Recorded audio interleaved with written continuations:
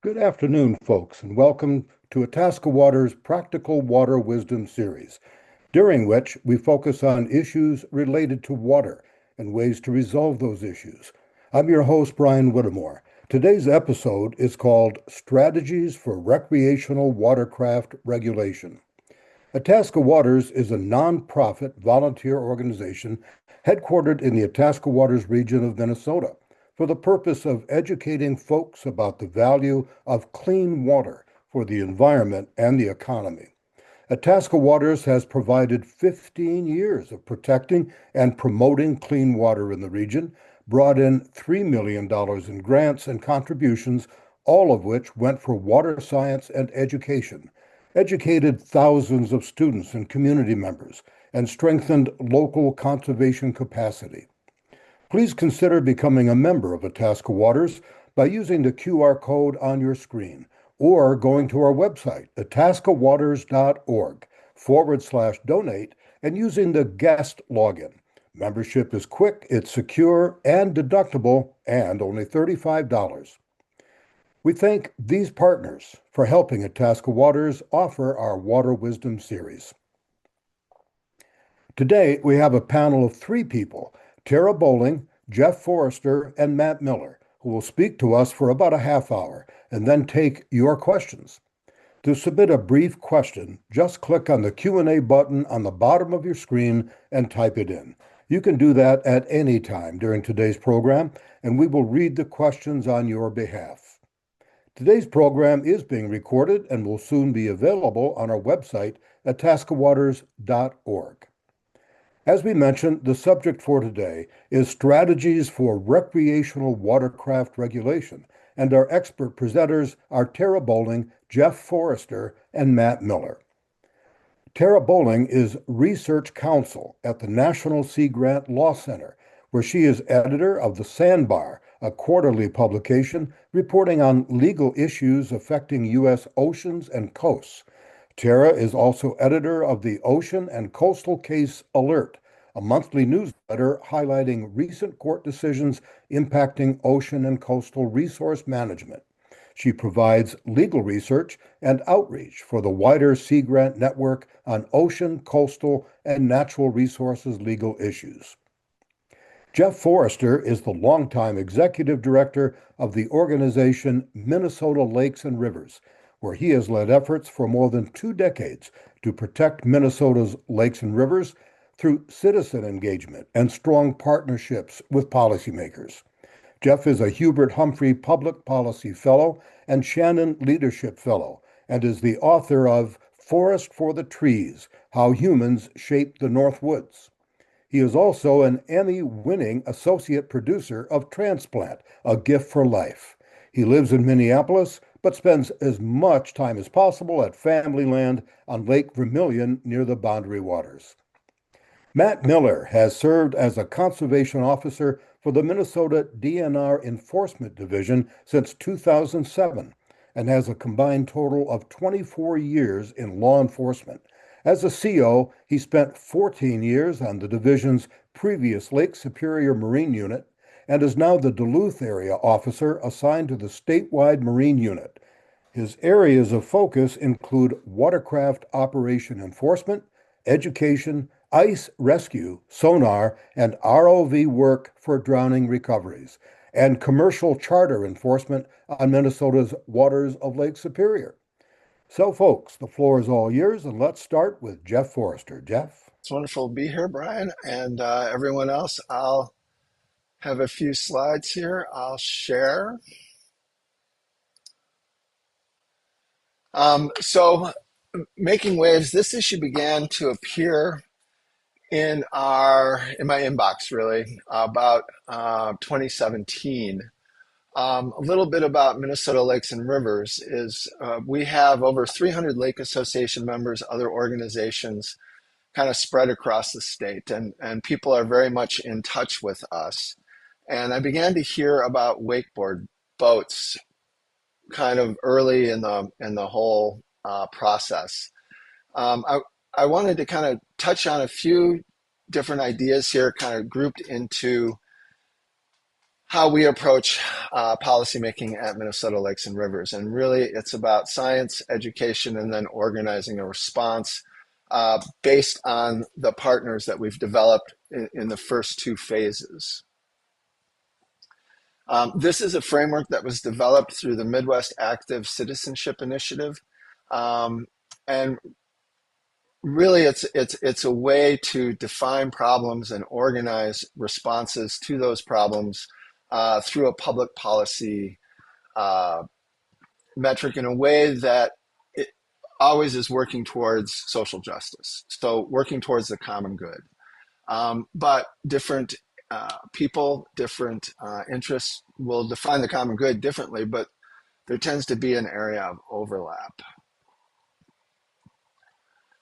This kind of is a different representation of our process. And really, our goal is, when an issue comes up, people often say, oh, we got to go to the governor. We got to go to law enforcement. We got to get somebody else to solve the problem for us. Really, the way we approach it is let's bring the citizen inside the problem. We are all policymakers in the areas where we have the authority to act. Based on science, education, and then organizing. This latter, this teardrop, water drop image is really a model of that organizing strategy. And really it's about recognizing the role of the citizen in addressing public policy issues. So when we got those calls, the first thing that we did was reach out to the National Marine Manufacturers Association and say, we're getting these calls about these wake surfing boats. And we met with them. And they had a study that they had commissioned that said 200 feet from shore was good enough and 10 feet deep was plenty. And there was no problem. And that didn't jive with the reports that I was getting and pictures that I was receiving in my inbox. So we thought the first step always is to go to the science. And the St. Anthony Falls lab is one of the oldest, or maybe the oldest, fluid dynamics lab in the country. It's through the University of Minnesota. It's a remarkable place. If you've never been there, you can get a tour of it. They'll give you a tour. And literally, they run a portion of the Mississippi River through the lab. So they have flowing water through the lab and do all kinds of fluid dynamics research there. They proposed a three-phase study. Phase one was looking at the energy and height, the dynamics of different types of wakes, different types of watercraft, and how they differed, and how long it took them to dissipate over time. Second phase was looking at the water column. Originally, it was thought of as prop thrust, but all of the phenomenon associated with boating, our wakes, our pressure waves, impact the water in the water column. And really, the goal was to find out how deep these impacts go into the lake. The next phase, phase three, nearshore impacts, will really be looking at impacts to native vegetation, shoreline, and the difference between wind-driven waves and wakes from various watercraft. The research is fascinating. It's available online at the St. Anthony Falls lab. The first two have been released. They did a great job, peer-reviewed, very reliable research. And the results are, if you look at these, each colored line is a different type of watercraft. And you'll notice that they all start to cluster at about 500 feet from in distance. So, that's really where, when we're looking at what are the best practices that we can put forward to people. I mean, people love the lakes. They're on the lakes boating because they love the lakes.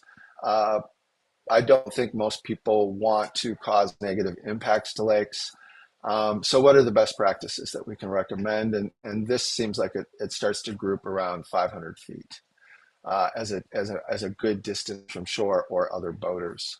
And really the difference, the one of the key pieces of this study was looking at wave energy versus wave height. And you can see that those aren't um, quite the same thing and can have different impacts. And this difference, I think, will become a key focus in the third phase of the study, looking at the impacts of wind-driven waves versus wakes from various watercraft on shoreline. Phase two was the depth. And when we started out this research, everyone was thinking really prop thrust. But if you look at this graph, you look at the bow pressure wave image, that really was kind of a new phenomenon that hadn't been studied before in a great deal of uh, detail. And that wave has incredible impacts below the surface, which was kind of a new finding. And so if you look at these images, there's videos online, and you can find them again on our website or at SAFL's website. Um, the pressure wave will come and impact the bottom of the lake and kind of animate sediments. Things sort of bounce as that comes through, that first wave. And then the prop mixes it. And so you get this phenomenon and where you just get incredible churn below the surface as the wake surfing watercraft passes overhead. And really, it's important to note that when the boats are up on plane, this pressure wave in the bow is minimal. It's when the boats are operating in displacement mode, that place where you're plowing through the water, and all boats do this. All boats get that bow pressure wave, that transverse wake. And all boats impact the bottom of the lake at various depths. Um, Wake surf watercraft are unique in that they're designed to create large waves. And so the impacts from those boats are perhaps more than other types of watercraft, but they all have this capacity. The best practices that really came out of this research were if you're planing or cruising, 200 feet from shore or more is how you want to operate. And that applies to a wake surfing watercraft, a water ski boat, my old Boston Whaler. Um, and in semi-displacement mode, that bumps out to 500 feet. So really the recommendation is that these boats should be operated 500 feet from shore and in water that's 20 feet deep or greater. I was interested in learning about the all boats in displacement mode, that bottom number, 10 feet, and I didn't know that. So as a result of this research, I'm driving my old Boston Whaler differently than I did before. If I'm in shallow water, I slow it down and don't plow. Um, when you reanimate these sediments, you're destroying aquatic habitat, you're impacting fish spawning, you're releasing phosphorus into the water column, and that's not anything that I want to be doing. So the next step is education, right? We worked in 2023 with the boating industry to establish a new boater education and certification program in the state of Minnesota. It came online last July 1st. We worked with the DNR to get a question in the education about best practices for wake surfing, 500 feet from shore, 20 feet deep. I don't know the number. The last I heard is tens of thousands of people have already taken this course. And so that's a good thing. I mean, eventually it'll be hundreds of thousands will have taken it. And so this idea, this best practice will become normalized. It'll become more common knowledge. And that's what we want, ultimately. The other thing we did was we began offering maps to lake associations or soil and water conservation districts that show where you can wake surf and remain 500 feet from shore and in water at least 20 feet deep. Sammy in our office worked with the DNR to come up with language that they support and approve, which will facilitate the process of maybe putting a sign up at a landing. Welcome to Cedar Lake. We're really glad you came. We all love the lake, and we just wanted to let you know that here's where you can wake surf without causing harm to the ecosystem. That kind of message, positive, welcoming. We did have one lake association where a young girl had been in the bow of a bow rider boat, kind of an open bow boat, hit a wake surf wave, bounced up in the air, came down, and broke her back. People were really angry. There were a lot of wake boat owners who lived on the lake. It was threatening to divide the community, which is not good. And they actually asked the sheriff to come and they introduced this map, and it was kind of peace in the valley. People said, yeah, okay, that makes sense. It's not a rule, it's not a regulation, it's a best practice, it's a norm. And the president of the Lake Association said that July 4th, people stayed out in the areas where it was recommended to wake surf. Other people were on the shoreline enjoying, paddleboarding or kayaking, whatever, fishing maybe. And the next day, he wasn't raking aquatic plants off the shore that had been dislodged over the course of the July 4th holiday. So we're getting anecdotal reports that this is helping. But it's also helping to normalize and educate on the best practices, which is key, I think, to really addressing this issue long term. And then organizing, a lot of states are working to pass laws. I think there's one in Wisconsin that is moving through the process. The wake boat industry was supporting their 200 feet and 10 feet deep. The anti-wake boat advocates were supporting, I think it was 700 feet and 30 feet deep. And one of the bills that emerged from the legislature was 300 feet from shore, 10 feet deep, and a season on whooping cranes. So when you introduce legislation into a legislative process, you don't have control over what eventually emerges. So we've been thinking that at first, do the science, do the education, leave regulation, mandatory rules, statewide legislation to a later date at this point. And we work lake by lake by lake because that's kind of our sweet spot. Our currency really is relationships with lake associations, soil and water conservation districts, local government, agency people, building civic infrastructure around issues around protecting water. One of the things that I've noticed in my water work over the years is that water management tends to be siloed. And kind of as a way to close that gap, the community and civic organizations like this one really can serve the purpose of bringing those silos together and closing that gap. And that's very much what we've been working on and will continue to be working on going forward. Next steps is the healthy waters. Obviously, this is about algae blooms and water quality ultimately. So we have the same goal as the boating industry. The impact to shorelines, we're working to address through the Lake Steward program, which is another way to educate about the impacts of wakes on shores. And I'll thank you and wait for your questions. I look forward to your questions. I'll pass it over to Terra. All right, thank you very much. Before I start, I just wanted to provide some brief background about how the Law Center started researching this topic. So in 2020, Minnesota Sea Grant contacted us and asked for some information about what can be done legally to protect Minnesota's inland waters.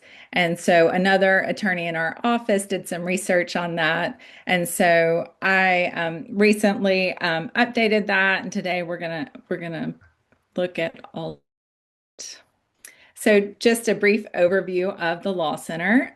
We were founded in 2002. We are housed at the University of Mississippi School of Law. We conduct legal research, education, and outreach for the Sea Grant Network and stakeholders. If you're interested in our work, visit us at our website there. Yeah, so today I'm going to talk about legal options for limiting the use of wakeboard boats to protect shorelines in Minnesota. So we're going to look first at what several other states have done to regulate wake surfing and wakeboarding. We're going to look at local government authority to regulate in Minnesota, and then briefly touch on the authority of lake associations to regulate. So the first set of states are Maine, Vermont, and Oregon. So these are fairly recent laws. Maine has a law, no wake surfing in less than 15 feet of depth or within 300 feet of the shoreline. Vermont is similar, but as Jeff mentioned, the distance is 500 feet from shore, has to be 20 feet deep, and the waterway has to be 200 feet wide. In Oregon, this only applies to a specific portion of one river, but they restrict wakeboarding to only defined areas. It's restricted to boats with a capacity under 5,500 pounds, and operators have to stay 200 feet from docks. And then there's a handful of states in the southern region that have enacted some statutes. South Carolina says no wake surfing on state waters within 200 feet of a dock, a person in the water, or an anchored watercraft. Georgia also 200 feet, and then has a list of things that you have to be a certain distance from. Tennessee, no wakeboarding or wake surfing on water less than 50 acres, also 200 feet from shoreline. And then Alabama's kind of like Oregon's, it only regulates certain waters in the state, they're impounded waters. And it says no wakeboarding or wake surfing between sunset and sunrise. And again, you have to stay 200 feet from the shoreline. So there's not a state law specifically targeting wakeboarding or wake surfing in Minnesota. So then we look at what the local government authority is to regulate. So in Minnesota, local governments can exercise only powers that are expressly conferred to them by statute. And Minnesota's local governments draw their authority to regulate boating from two statutory sources. And the first one is on a general level. Minnesota's local governments are vested with what is known as the police power. And that's the state statute that grants local governments the ability to regulate, to provide for the public's health, safety, and welfare. And the second source of authority is Chapter 86B, regulating use of surface water. So 86B 201 authorizes a local government to adopt ordinances relating to the use of a water body that is either entirely within a city's boundaries or wholly or partially within a county's boundaries. These ordinances have to be consistent with 86B and also any relevant DNR regulations. And then 86B 205 says counties may regulate the type and size of watercraft used on bodies of water. Counties may limit the type of and horsepower of boats' motors. And then to secure the safety of the public and most general public uses, counties may regulate the speed of watercraft and the conduct of other activities on lakes and rivers. So clearly, local governments do have statutory authority to regulate boating. One thing to note is that any of these local government ordinances, they must be approved by DNR. And many municipalities and counties have successfully implemented boating ordinances with DNR's approval. Many of these are related They're pretty broad and related to things like no wake zones or horsepower limits. And there is one local Minnesota local government that passed an ordinance that created restrictions that are unique to wakeboating activities, and that is Caribou Lake. So in 2022, Cook County commissioners passed this ordinance that said wake surfing is prohibited in an area less than 500 feet from the shoreline or another watercraft. Excuse me.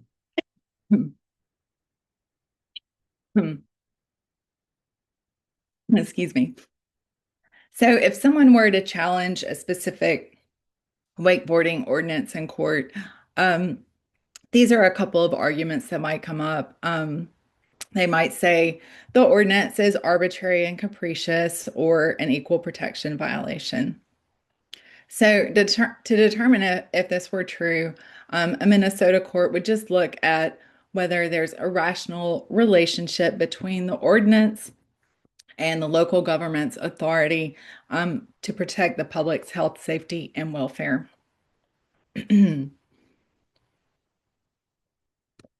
And the court would likely find that the local government did have the authority to do that. So just some overall considerations on all of that. So ordinances that focus on broader regulations, such as no wake zones or speed restrictions, are more common. They might raise fewer legal concerns. Ordinances specific to wakeboarding or wake surfing may help, and they may be enacted, but the ordinances do have to have a rational relationship to protecting the public's health, safety, and welfare. And so just finally, Minnesota Lake Associations, what authority do they have? They likely do not have the legal authority to regulate wake boats, just because most of the lake associations, it seems that they are nonprofit organizations that are established with membership that's open to the public at large. Within the state, it does give entities called a common interest community the authority to create and enforce rules. But this is limited to entities that are open only to eligible property owners, for instance, like a homeowners association or something like that.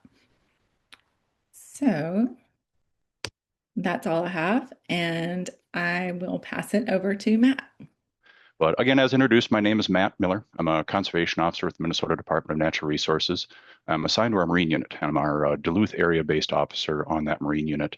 I do have a total of 5 officers assigned to our statewide Marine unit in locations including Duluth, Grand Rapids, Bemidji, the Twin Cities Metro, and Alexandria. The Bemidji and Grand Rapids officers are new positions that are just starting this month. Excellent. All right, just a couple pictures here of our normal operations. We are a division of approximately 150 uniformed field officers. We are sworn peace officers in the state of Minnesota. However, by statute and internal directive, our focus is on fish and game enforcement, boat and watercraft safety, snowmobiles, ATVs, wetlands, and a whole plethora of other natural resource protection related issues. And so any day or season brings a lot of variety for us. In addition to field enforcement, you saw in the first picture, we are also, as a unit, in charge of training all of our internal conservation officers in watercraft enforcement and operation, as in here at Camp Ripley. Our unit also has a very active piece along with federal, state, county, and local partners in responding to boat and water related incidents, rescue calls, things like that, whether it's working with the Coast Guard in Lake Superior or some of the recovery related incidents that as Brian mentioned, we get involved with. We also have a lot of specialty equipment, such as the airboat here, responding to flood incidences, maybe incidents of people falling through thin ice, things like that, where airboats, other specialty equipment helped us out. All right, so as I mentioned, we are the primary conservation law enforcement agency in Minnesota, and given that authority by statute. And as you see there, our primary responsibility is to provide resource protection and public safety by gaining voluntary compliance through education and law enforcement. Minnesota, as you may or may not know, a total of about 87,000 square miles, and we do have just under 12,000 lakes greater than 10 acres, just under 6 million residents, and throughout the state, we're looking at almost 850,000 registered watercraft. As of last year, about 640,000 of those were motorized, and about 200,000 were non-motorized. So I'm going to breeze through some of the statute policy language here that Tara already covered, but our water use policy does define what public waters of the state are, and the authority of the state to apply the law, as well as the authority of local authorities to develop ordinances and to run those through the DNR for application and implementation. One thing to note that we may get into with questions a little bit, during the formation of those local ordinances, in order to make them applicable, they do have to be run through your local government unit on the request of that LGU, whether it's a city, county, or town. The proposed ordinance can then be run through the state and be made enact.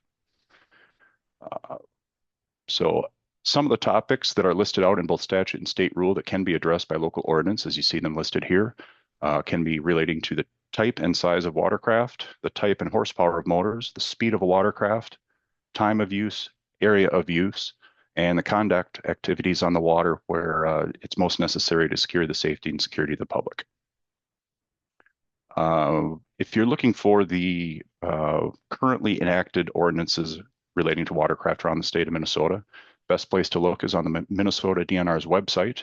If you see the tab in the middle labeled Education and Safety, click on that tab and go to Boat and Water Safety, and there'll be a host of options on the left-hand side. One of those is a PDF file of currently enacted watercraft ordinances, and it's 34 pages long. So there are plenty of local government units that have enacted watercraft and water surface use related ordinances throughout Minnesota. In order to bring forth a proposed ordinance, first the LGU has to develop and pass that ordinance. The language is then included in a water surface management packet that is submitted to the St. Paul office of DNR. Included is the water surface use worksheet that you see in front of you. It's a several page document that weighs such things as normal patterns of water usage, information as to the size of the water body, depth, and the impacts of a proposed ordinance. So some of the enforcement considerations that we would look at if I'm being told that there's a new statute, rule, or ordinance that it has been passed for enforcement, I'm going to take a look at, what are the requirements of that ordinance as far as locations, distances, depths, such as the wakeboard impacts that we've talked about. Certainly large water versus small waters. How does that, what are the likelihood of higher activity being if it's a very small lake presenting little opportunity for that activity versus a large one? What sort of educational signage do we have at access points? Personnel, how many personnel officers do we have working that area, that either that body of water or that county? As I referenced earlier, with 11,000 lakes in Minnesota, we do have a field staff of about 150 sworn conservation officers in Minnesota. Our average patrol station is between 600 and 800 square miles. And so doing the math with the number of summer open boating days we have, our ability to be present on all of our lakes is at the same time is of course impossible. And so we have to prioritize where are we likely to have the best impact in terms of education and enforcement activity. So back to the boat and water safety page that I referenced. This is going to be your go-to spot if you're interested in pursuing any sort of water surface management ordinance or any other questions as to existing ordinances, possibly current laws, boater safety education requirements, things like that.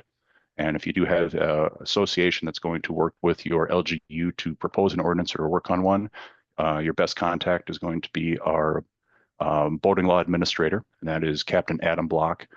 He works in our St. Paul office of DNR enforcement with our boat and water safety program, and I've got his contact information up on the screen. And so with that, I'll wait for questions in terms of applying some enforcement knowledge, things like that, how we may look to handle incoming statutes if there are changes. But with that, I'll kick it back to John. Well, thanks so much, Matt. That was great.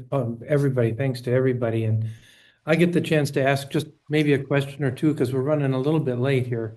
But I just wanted to ask a question to all the panelists as a group. I'm wondering, where is the tension? Where do you most disagree, or where do you see the biggest tension between, let's say, law, enforcement practicality, and lake protection? And anyone who'd like to jump in on that, I'd appreciate it. I think enforcement, I'll pass to Matt. I'll defer to him. Yeah, I guess ours, and I hate to sound like a back against wall sort of approach, but as a low end existence, if you will, on the executive branch of government, we essentially have to work with what we're given by the legislature, by county ordinance, by ordinances that have been developed and passed through the process. And so we certainly have our wish list in terms of what is enforceable, things like that. When I look at enforcement activity on the surface of a lake, one thing that comes to mind when we talk about distances and wake impacts and usage is our current state law restriction on operating a jet ski or a personal watercraft. They have to be operated at a slow or no wake speed within 150 feet of shore. And that's something that we deal with quite regularly throughout the summer. If you've spent any amount of time on the water, which I would imagine most people here have, you are aware of how difficult it is to gauge distances with the human eye looking across open water. And so it's something where for us, if it's a matter of 130 feet versus 150, that is not something where I'm likely to have a quantitative method to say I'm going to address that with a citation or a criminal violation versus maybe an educational standpoint. Whereas if we have, in that instance, if I see a personal watercraft that's, say, doing circles around a boat or splashing their wake up onto a dock where it's very obviously within that distance, I have to be very careful in terms of exacting a government authority when I don't have those quantitative methods. And that determines a lot of my approach, whether it's educational versus enforcement process. Thank you, Matt. Jeff, do you have anything to add? Yeah, I mean, so part of our process, obviously, we reached out to law enforcement agencies, county attorneys, and it's hard to enforce.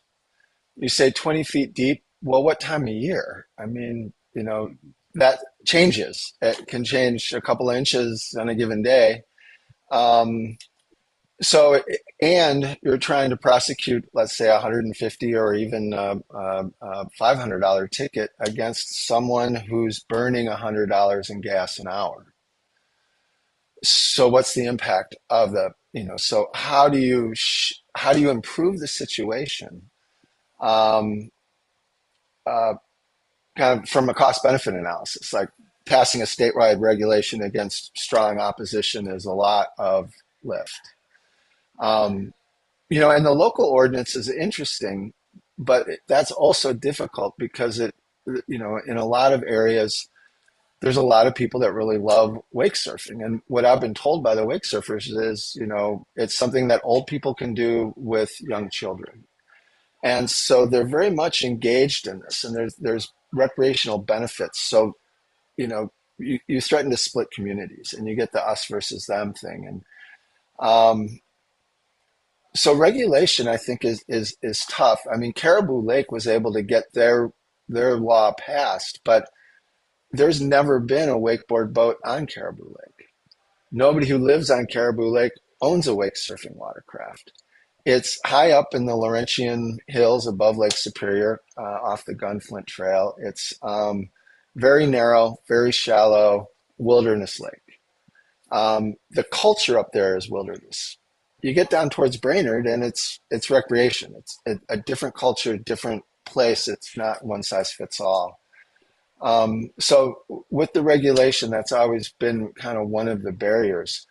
The good news is, though, the data layer that we use to make our maps is available. All of these boats have on-screen computers. right? And I have been talking with the wake surfing industry saying, can you just include this data layer Hmm. in your boat?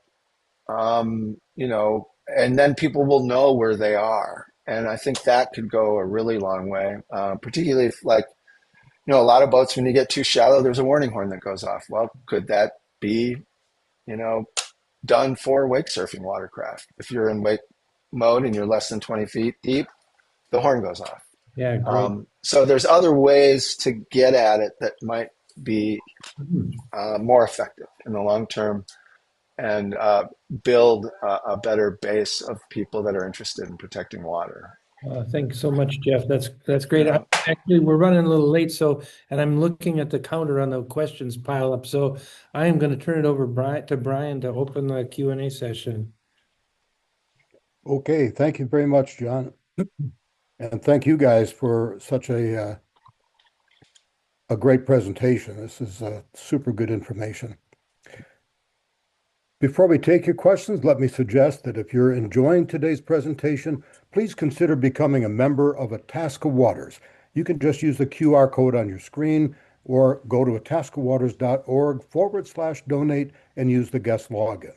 Now let's get to the questions. Handling this part of today's program is Jan Sandberg, Itasca Waters board member and chair of the Itasca Waters Education Committee. Jan?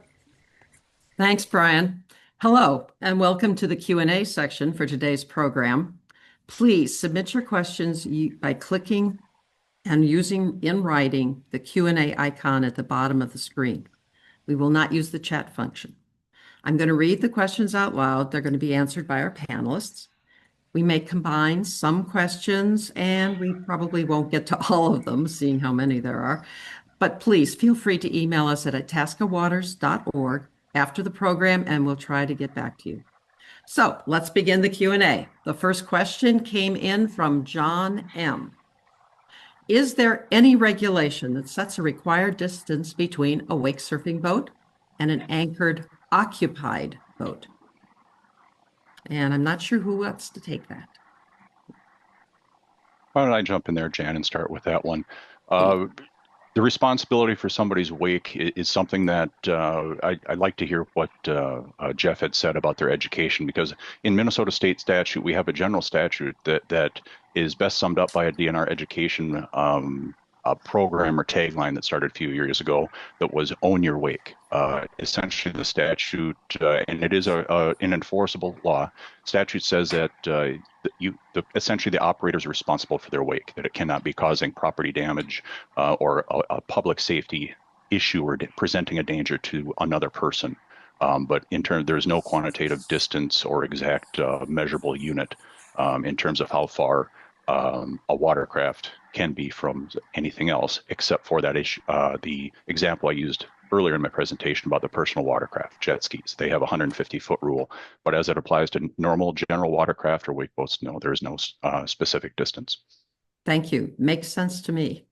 Our next question.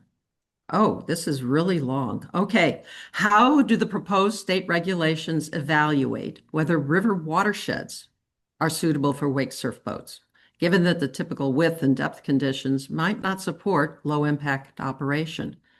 And if the science supports those limits, what's the most effective way for Minnesota lake communities to present that evidence to the legislature? And I think we might have multiple people answering this question. So take it away. And maybe Matt can answer the part about regulations on rivers or river watersheds as opposed to lakes. Does that make a difference? No, it doesn't, because again, under our state laws, we don't really differentiate between lakes versus rivers in terms of the applicability. The laws focus on the watercraft, the requirements of the watercraft, and the requirements of the owner or the operator of that watercraft. And then they generally do not specify on rivers versus lakes. The rules are the same there.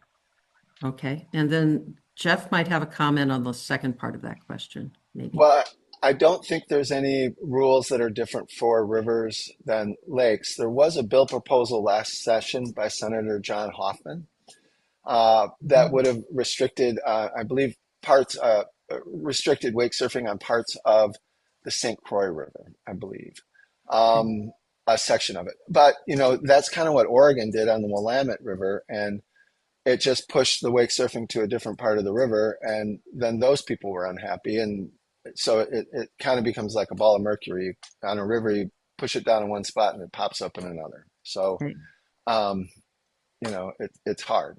I think it's safe to say that what I heard you saying earlier in your talk was lake associations, individuals need to work with their legislators if they want to get changes to state law. And that's how they're going to have differences made or changes made. Is that correct? Pretty much? Yeah. And your Yeah. organization, of course. Okay. Right. Right. And we've been working with different groups on, it's almost daily I get um, emails saying, pass a law, regulation. But that's just so difficult to do. Sure. And it hasn't, in the, practicality of it,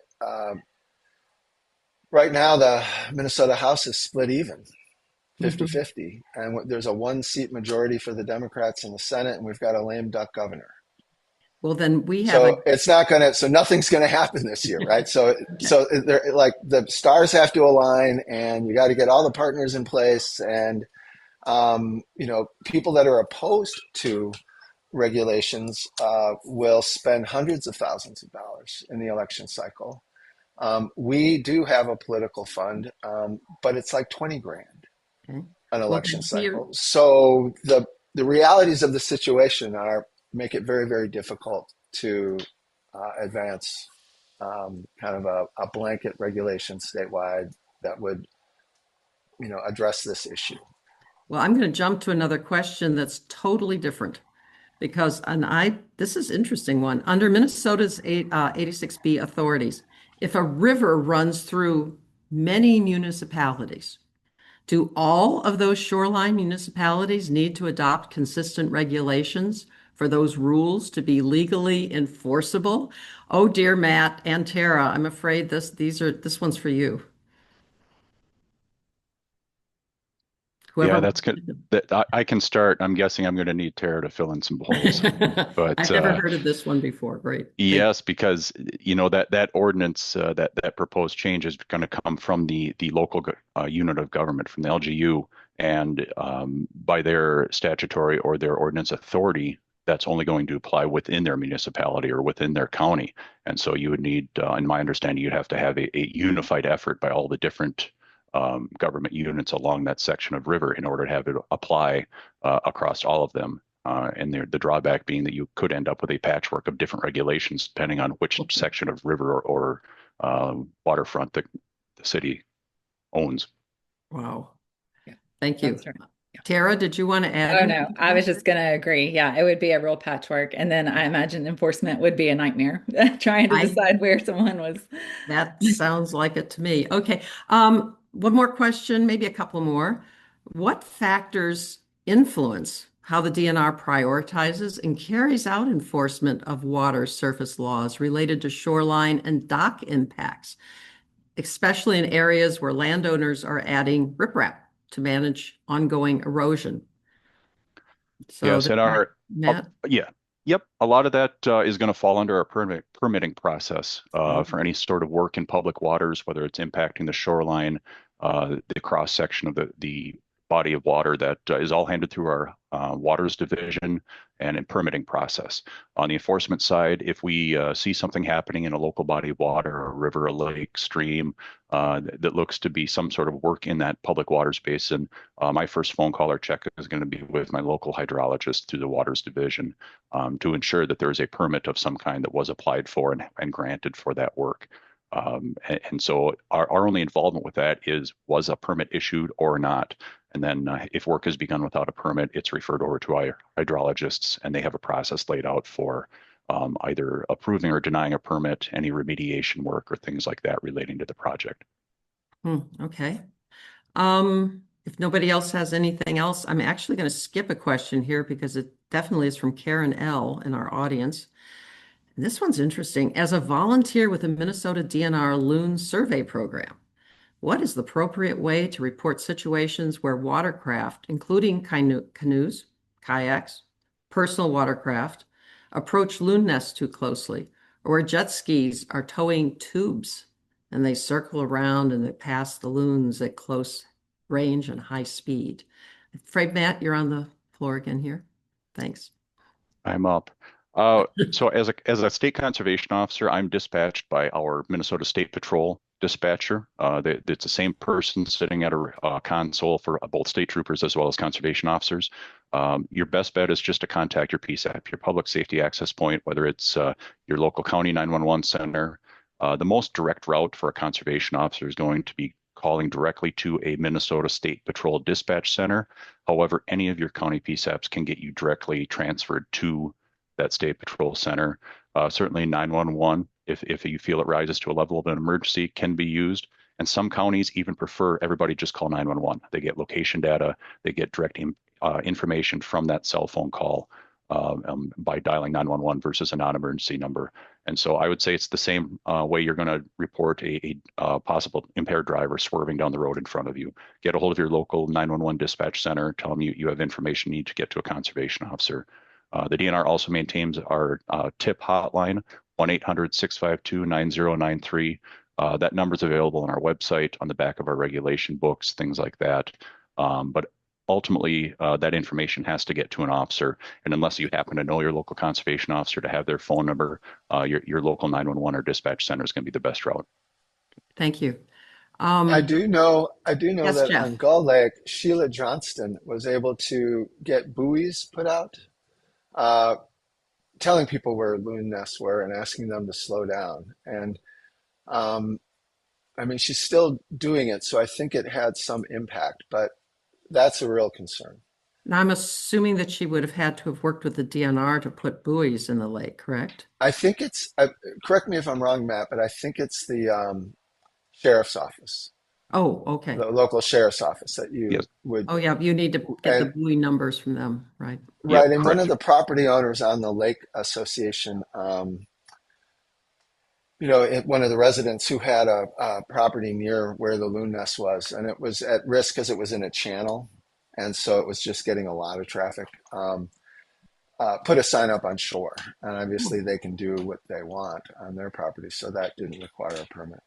Thank you. And John and Brian, I believe I was asked to throw it back to you a bit early, so I'm not sure which of you is taking the lead here. I think it's going to be me, Jen, just for a second. But first, to thank our three panelists. It was a really informative panel, and it's much appreciated by the people across the region. Very great stuff. So thanks. And I'm sure we have lots of questions we didn't get to. We may be harassing you with emails about the questions we got. I was watching the counter go up, but the reason I've come on is basically to express to you how sad I am to announce that this is our host, Brian Whittemore's last webinar in this series. He's stepping away for personal reasons, and it is a wish of all of us at Itasca Waters and Practical Water Wisdom series that everything resolves well in your next chapter, Brian.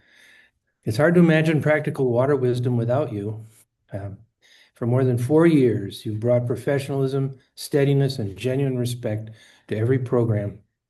It absolutely showed. Your presence elevated each session and helped set the tone for the quality and credibility people have come to expect from this series. Your generosity in sharing your talent with us speaks volumes about who you are. You gave the series a voice, literally and figuratively, and we are deeply grateful, all of us. Again, on behalf of the Itasca Waters Board of Directors and Practical Water Wisdom team, we thank you for your dedication, Brian, to the region and the waters in Minnesota and way beyond. But thank you so much. Dr. Downing, you're very, very kind. As you know, this has been a work of love for me, being the presenter for all the work the committee does. So thank you very much. And with that, I want to thank the panel as well for all the great info. This program will be available soon on our website at itascawaters.org. Please feel free to recommend it to family, friends, and neighbors. Also, we are asking for your ideas about the Water Wisdom series. You can respond to the evaluation form we'll email you. Now, the next Practical Water Wisdom program will be on April the 2nd and is titled Waterbird Biology, Ecology, and Conservation. You can register for free on itascawaters.org. I'm Brian Whittemore. Thanks for watching today.